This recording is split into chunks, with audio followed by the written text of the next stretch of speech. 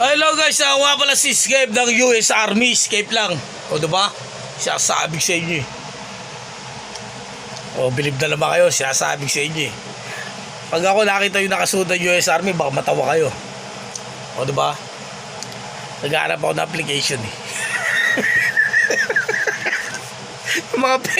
yung mga picture na yun, tapos uniform. Diba may gano'n? Sabi sa inyo. Ano, YouTuber? Kumusta na kayo? Namiss ko kayo ha. Parang hindi na kayo nag-upload ngayon. YouTube. Eto yung mga hindi nag-upload ngayon ha. Sa totoo lang ha. Kasi sa YouTube kailangan talaga dyan every week o every basta ano ganun. Twice a week. Kailangan may upload kang bago eh. Sa totoo lang. Kapag hindi sila nag-upload, tanggalin mo na. Yan ang tunay na pangyayari. Kasi yung YouTuber yan ha. Kasi ano eh, para mabawasan ba yung storage natin.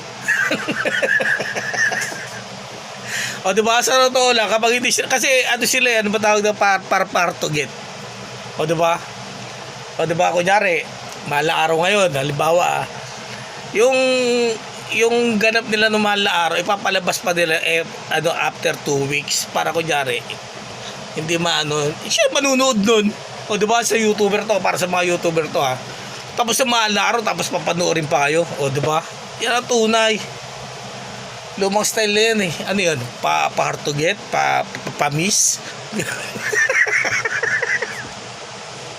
Dapat nga ano, mga 1 hour lang pwede nyo na i-upload eh. Ba't ano ba ang sistema pa iipunin nyo? Ha? Iipunin nyo, ganun. Magkukontahan muna kayo, tapos kukonta kayo. Ano? O pumatok ba? May sahod na ba? Ano, si Escape, nasahod na ba yung pera ni Escape? Nasahod? Nakuha nyo na ba?